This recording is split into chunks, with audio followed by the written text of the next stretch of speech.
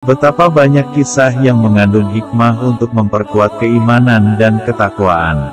Salah satunya tentang Ashabul Ukhdud, yakni sekelompok rakyat pada masa pra-Islam yang beriman kepada Allah Subhanahu wa Ta'ala. Hanya karena meyakini ajaran tauhid, mereka mengalami penyiksaan luar biasa. Penguasa setempat menghempaskan kaum tersebut, entah laki-laki, perempuan, tua maupun muda, ke dalam parit yang dibakar. Orang-orang keji itulah yang dinamakan oleh Al-Quran sebagai Ashabul Ukhdud. Peristiwa ini diabadikan dalam surat Al-Buruj dan sebuah hadits panjang riwayat Imam Muslim, nomor 3005. Para martir dalam kisah itu menolak tunduk di hadapan raja yang gemar mendewakan diri. Seluruhnya lalu dibakar dalam kondisi masih bernyawa. Hadits di atas menyebutkan, di antaranya bahkan terdapat seorang ibu yang menggendong bayinya.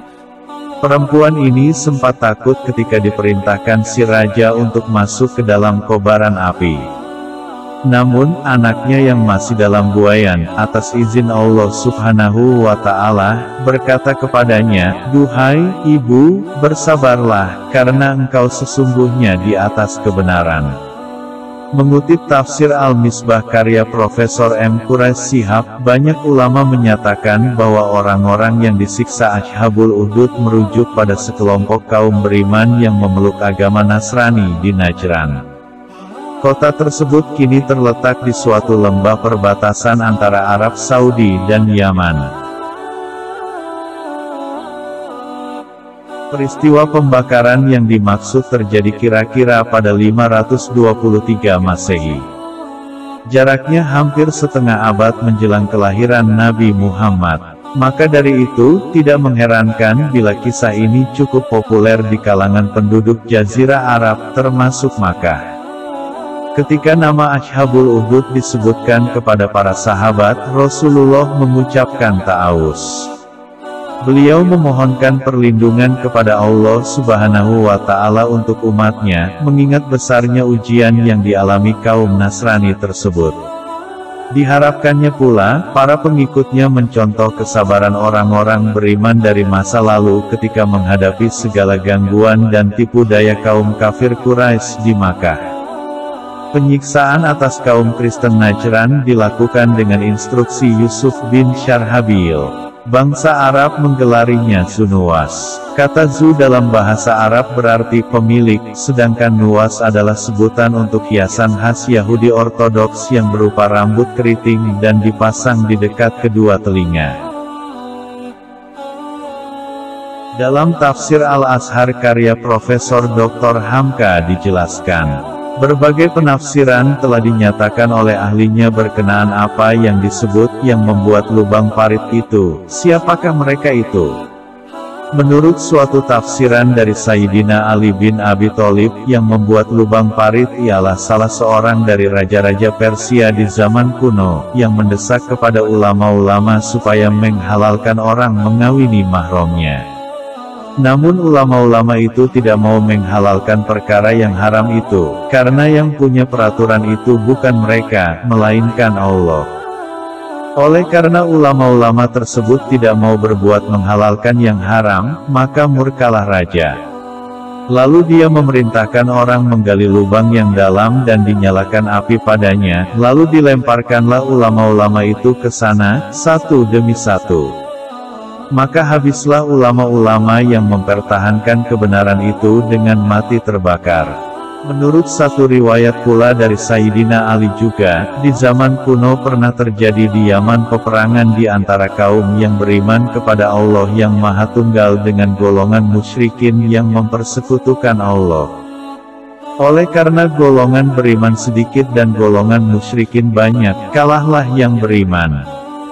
Lalu dengan kejamnya golongan musyrikin itu menangkapi, menawan, dan menghukum umat yang bertauhid itu. Mereka gali lubang, mereka nyalakan api di dalamnya, dan mereka lemparkan orang-orang beriman itu satu demi satu ke dalam kobaran api.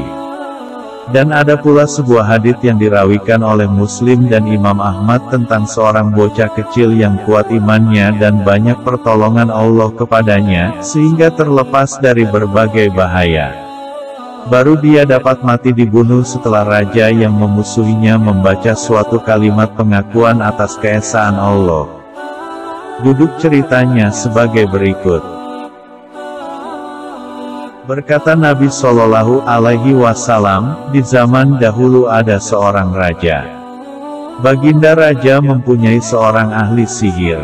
Setelah ahli sihir itu merasa dirinya telah tua, berdatang sembahlah dia kepada raja menerangkan bahwa dia telah tua dan hampir sampai ajalnya. Dia mohonkan kepada raja agar dia mencarikan seorang anak kecil, karena kepada anak itu akan diturunkan ilmu sihirnya. Permohonan itu dikabulkan oleh raja, lalu diserahkan kepadanya seorang anak kecil dan datanglah anak itu berulang-ulang kepada tukang sihir untuk mempelajari sihirnya. Di antara tempat tinggal anak itu ada berdiam seorang pendeta. Anak itu senantiasa singgah dan berteduh di tempat kediaman pendeta itu dan banyak mendengar ucapan-ucapan dari pendeta tua yang amat menarik hatinya. Jikalau ia terlambat datang kepada tukang sihir, maka tukang sihir itu marah lalu memukulnya. Dan kalau dia terlambat pulang ke rumah, orang tuanya marah pula mengapa terlambat pulang. Lalu diajarkan oleh pendeta tua itu suatu jawaban, kalau ditanya pula di rumah mengapa terlambat, katakan guruku tukang sihir menahan daku. Dalam hal yang demikian selalulah dia pulang dan pergi ke rumah tukang sihir dan tetap singgah di rumah pendeta. Pada suatu hari terhambatlah orang yang lalu lintas berjalan di jalan raya yang ditempuhnya karena ada binatang buas yang mengganggu, sehingga orang merasa takut lewat di situ. Ketika itu anak kecil tersebut lewat di sana, dia berkata, akan aku uji, manakah yang lebih dapat aku gunakan, ajaran tukang sihirkah atau ajaran pendeta? Lalu diambilnya sebuah batu dan dia ucapkan, ya Allah, kalau ajaran pendeta itu yang benar di sisi engkau, lebih daripada ajaran tukang sihir, maka bunuhlah binatang ini, supaya manusia yang lalu lintas di jalan ini tidak terhalang. Lalu dilemparkannya batu itu kepada binatang tersebut. Maka matilah binatang itu dan lalu lintaslah manusia dengan aman seperti biasa. Setelah dia menghadap pendeta itu diceritakannya pengalamannya itu kepada beliau. Maka berkatalah beliau, wahai Buyung, engkau telah mencapai derajat yang lebih tinggi dari yang aku capai. Tetapi aku peringatkan kepada engkau akan menderita banyak cobaan. Maka kalau cobaan itu datang, janganlah engkau beritahukan hubunganmu dengan daku. Sejak waktu itu nama anak itu kian terkenal dan dapatlah dia mengobati orang yang ditimpa penyakit kusta, penyakit balak, dan penyakit lain-lainnya. Raja Ada mempunyai seorang penasihat yang selalu diajak musyawarah. Kebetulan orang itu buta, dia mendengar cerita orang tentang anak itu, lalu datanglah dia kepadanya membawakan hadiah sebanyak-banyaknya dan berkata, sembuhkanlah butaku. Hadiah ini adalah untukmu dan jika aku sembuh hadiah ini aku tambah lagi. Anak itu menjawab, saya tidak berkuasa menyembuhkan apapun jenis dan macam penyakit. Yang Maha Kuasa menyembuhkan hanya Allah. Kalau Tuan sudah beriman kepada Allah, saya akan berdoa memohonkan kepadanya agar Tuan disembuhkan. Mendengar ajakan anak itu, berimanlah pejabat yang buta itu. Lalu anak itu berdoa, maka orang besar itu pun sembuh dan nyalalah kedua belah matanya. Setelah matanya sembuh datanglah dia kembali ke dalam majelis raja. Baginda sangat tercengang lalu bertanya, siapa yang menyembuhkan mata engkau? Dia menjawab, Tuhanku. Dengan heran raja bertanya pula, akukah yang engkau maksudkan? Dia menjawab, bukan, Tuhanku dan Tuhan Paduka ialah Allah. Engkau akui ada lagi Tuhan selain aku? Tanya sang raja. Orang besar itu tetap menjawab, Tuhanku dan Tuhan Paduka ialah Allah. Raja sangat murka mendengar jawaban itu, sehingga pejabat itu ditangkap dan disiksa sampai karena tidak tahan menderita sakit. Dibukanya rahasia bahwa guru yang mengajarnya ialah anak kecil tersebut. Anak kecil itu pun ditangkap lalu ditanyai apa benarkah dia dapat menyembuhkan orang yang dapat penyakit kusta, orang buta, dan lain-lain. Anak itu menjawab semua itu tidak benar. Dia tidak bisa menyembuhkan siapapun. Yang menyembuhkan segala yang sakit hanya Allah yang Maha Kuasa. Akukah yang engkau maksudkan? Tanya raja. Bukan, jawab anak itu, tapi Allah. Apakah engkau mengakui pula ada Tuhan selain aku? Tanya raja lagi. Dengan tegas anak itu menjawab pula, Tuhanku dan Tuhan raja ialah Allah. Mendengar jawaban demikian anak itu pun disiksa. Dia pun dipaksa mengakui dari mana dia mendapat pelajaran yang amat ganjil itu. Karena tidak tahan dipukul, terpaksa dia menunjukkan gurunya, yaitu pendeta tersebut tadi. Pendeta itu pun segera ditangkap. Dia pun disiksa dan dipaksa meninggalkan agama yang dianutnya, namun pendeta itu tidak mau. Akhirnya karena tidak mau juga meninggalkan agama bertuhan kepada Allah itu, diperintahkan raja mengergaji kepala pendeta itu. Kepala beliau digergaji sampai terbelah dua dan mati. Kemudian dipaksa pula pejabat yang telah sembuh dan buta itu meninggalkan agama bertuhan kepada Allah itu dan kembali hanya bertuhan kepada raja. Dia pun tidak mau. Dia pun digergaji pula, sampai terbelah dua badannya dan mati. Lalu dihadapkan pula anak kecil itu. Dia pun mulai dipaksa meninggalkan agama yang telah diimaninya itu. Tetapi dia tidak mau. Lalu raja memerintahkan beberapa orang membawa anak itu ke puncak gunung, dan raja memerintahkan, apabila sampai di puncak gunung paksa dia sekali lagi kembali kepada agama kita. Kalau dia tidak juga mau, maka lemparkanlah dia ke bawah. Maka dibawalah dia ke puncak gunung. Sampai di sana kedengaranlah anak itu berdoa, Ya Allah, peliharalah aku dari mereka dengan kekuasaan-Mu. Tiba-tiba berguncanglah gunung itu dan orang-orang yang mengantarkan itulah yang jatuh dan anak itu selamat. Dia pun turun dan terus menghadap raja. Lalu raja bertanya, apa kabar orang-orang yang aku suruh menghantarkan engkau ke gunung? Anak itu menjawab, Tuhanku telah memelihara daku dari mereka. Rupanya raja belum juga puas. Disuruhnya menangkap anak itu sekali lagi dan disuruh hantarkannya dengan sebuah sampan ke tengah laut. Diperintahkan kepada orang yang mengantarkan supaya memaksa anak itu kembali kepada agama yang lama. Kalau tidak mau supaya dia dibenamkan saja masuk laut. Sekali lagi anak itu menadahkan tangannya ke langit, maka datanglah angin ribut sangat besar. Tenggelamlah seluruh orang yang diperintah mengantarkannya, dan dia sendiri selamat berenang ke tepi. Dan kembali dia menghadap raja. Dia pun ditanya apa yang telah terjadi. Dia menjawab Tuhannya telah menolongnya dan orang-orang itu telah tenggelam semuanya. Kemudian berkatalah dia kepada raja, Hai raja, tuanku tidak akan dapat membunuh aku kalau hanya dengan cara demikian. Barulah akan berhasil tuan membunuhku jika tuan kerjakan apa yang aku suruh. Kalau tidak akan kerjakan apa yang aku suruh, tidaklah engkau akan berhasil menyingkirkan daku dari dunia ini. Lalu raja bertanya, apakah yang engkau minta itu? Anak itu menjawab, Tuan suruh manusia berkumpul di satu tempat. Kemudian suruhlah menaikkan daku ke atas kayu palang salib, lalu ambil satu anak panah kepunyaanku sendiri dari dalam busurnya. Kemudian didik aku dengan tepat, lalu baca, Bismillahirrohmanirrohim, dengan nama Allah, Tuhannya anak kecil ini. Dengan melakukan cara demikian barulah Tuhan dapat membunuhku.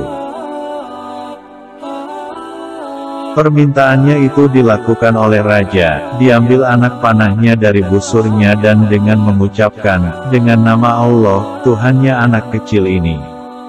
Lalu dipanahnya anak kecil itu, tepat kena jantungnya dan terkulailah kepalanya, sedang tangannya memegang pangkal panah yang telah tersisip di dadanya dan matilah dia. Tiba-tiba terucaplah dari mulut seluruh orang yang hadir, "Amana bi Robbil Gulam, kami beriman kepada Tuhan anak kecil ini." Gemparlah suara di tanah lapang itu menyatakan iman kepada Allah, yang dipercayai oleh anak kecil itu. Maka berbisiklah seorang kepada raja, "Tidakkah Tuan perhatikan? Bukankah apa yang Tuan takuti selama ini telah terjadi? Budak kecil itu mati, tetapi semua orang telah menganut ajarannya." Sangatlah murka raja melihat manusia telah berbalik arah. Lalu raja memerintahkan menangkapi orang-orang yang menyatakan percaya kepada Tuhan anak kecil itu, dan baginda suruh gali lubang-lubang atau parit-parit besar. Dan diancamlah orang, barang siapa yang masih memegang kepercayaan anak kecil itu akan dimasukkan ke dalamnya dan dibakar, dan siapa yang kembali kepada agama nenek moyang, akan selamat. Mendengar itu tidaklah mereka mundur, malahan mereka berduyun mendekati lubang yang ternganga itu menunggu giliran dibakar. Maka ada di antara mereka itu seorang perempuan yang sedang membimbing anaknya. Ketika telah dekat ke pinggir lubang itu, timbul ragu-ragu dalam hatinya. Tiba-tiba berkatalah anaknya yang dalam bimbingan itu, "Teguhkan hatimu, ibuku. Ibu ada dalam agama yang benar." Begitulah sebuah hadits yang dirawikan oleh Imam Ahmad dan Muslim, dirawikan juga oleh An-Nasai, dan diriwayatkan juga oleh Tirmidzi yang berasal dari hadits sahabat Rasulullah Shallallahu Alaihi Wasallam, yaitu Suhaib. Tersebut lagi cerita lain tentang lubang pembakaran itu, yaitu ketika Raja Zunnuwas yang beragama Yahudi, memaksa penduduk Najran yang telah lama memeluk agama Nabi Isa alaihi salam. Setelah raja yang beragama Yahudi itu menaklukkan negeri tersebut, dijalankanlah paksaan kepada penduduk supaya memeluk agama Yahudi. Orang Nasrani di waktu itu di bawah pimpinan pendetanya yang telah sangat tua, sehingga kemanapun berjalan beliau itu ditandu.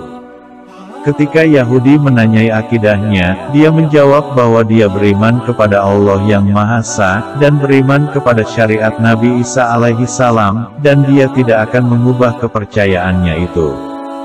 Maka ditangkaplah dia dan ditangkapi pula para pengikutnya, digali lubang, dan dinyalakan api di dalamnya, dan dilemparlah mereka ke sana. Dan mereka masuk ke dalam lubang itu dengan tidak mengeluh, karena yakinnya akan pendirian. Ibnu Katsir menyatakan dalam tafsirnya bahwa penggalian lubang dan pembakaran terhadap orang beriman yang teguh pada keyakinannya itu bukanlah kejadian satu kali, malahan berkali-kali.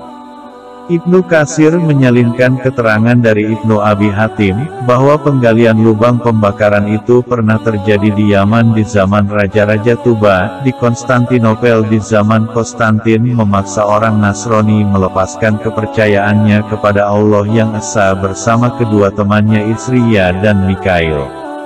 Lalu dibuat lubang dan diumbunkan kayu-kayu kering ke dalamnya dan dimasukkan ketiga orang beriman itu ke dalam. Namun sesampai mereka ke dalam api yang bernyala itu, mereka tetap hidup dengan segar bugar dan keluar dengan selamat. Padahal bersama ketiga orang yang beriman diantaranya seorang nabi itu, dimasukkan pula 9 orang yang dianggap pemberontak kepada raja, semuanya hangus terbakar. Dengan keterangan ini, yang pada pokoknya peringatan kepada kaum Quraisy, tetapi akan jadi peringatan seterusnya bagi manusia, bahwa pihak-pihak yang berkuasa di segala zaman akan mencoba membelokkan keyakinan orang, atau menukar iman kepada Allah dengan semacam iman yang mereka rumuskan, dan mereka wajibkan orang supaya tunduk. Kalau tidak mau tunduk maka mereka akan disiksa, mereka dipaksa, mereka bakar, mereka gantung, sekurang-kurangnya mereka buang dari negeri, atau mereka simpan ke dalam penjara.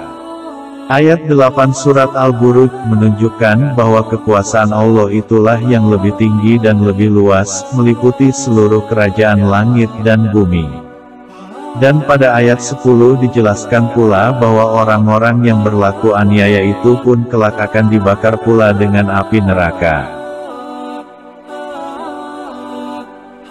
Di dalam Al-Quran sendiri pernah dipertunjukkan keyakinan tukang sihir Fir'aun, yang sihirnya dapat dikalahkan atau ditelan oleh mukjizat Nabi Musa.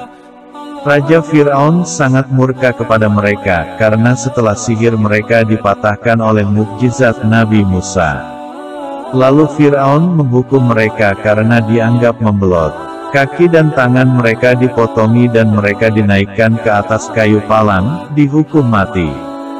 Namun demikian mereka tidak dapat dihambat lagi buat menyatakan beriman kepada Allah. Malahan setelah hukuman dijatuhkan, mereka menjawab dengan tegas, bahwa Fir'aun hanya dapat menguasai mereka pada hidup di dunia ini. Namun iman mereka tidak dapat dikuasainya lagi. Ayat-ayat dalam surat Al-Buruj ini dapatlah menjadi pegangan bagi tiap-tiap orang yang ingin mengambil teladan dalam kekuatan iman. Kadang-kadang sikap dan sifat lemah tidaklah akan menolong jika musuh-musuh tauhid itu telah menyatakan sikap hendak berlaku sewenang-wenang. Namun mati itu hanya sebentar saja. Setelah putus nyawa, bertemulah apa yang diciptakan oleh mukmin, yaitu liqau rabbihi, berjumpa dengan Tuhannya. Ada banyak pelajaran dari kisah Ashabul Ukhdud dalam surat Al-Buruj ini. Di antaranya adalah, pertama, pasti ada ujian keteguhan iman kepada orang-orang beriman. Jangan pernah berpikir bahwa keimanan kita ini tidak akan diuji oleh Allah Subhanahu wa Ta'ala. Kedua, jangan silau dengan kemenangan yang diukur dari duniawi saja. Karena hakikat kemenangan adalah keteguhan hati dan keteguhan iman sampai akhir hayat atau sampai ajal menjemput kita. Allah Maha Benar atas segala firman-Nya. Allah Maha Tahu atas segala sesuatu. Wassalamualaikum warahmatullahi wabarakatuh.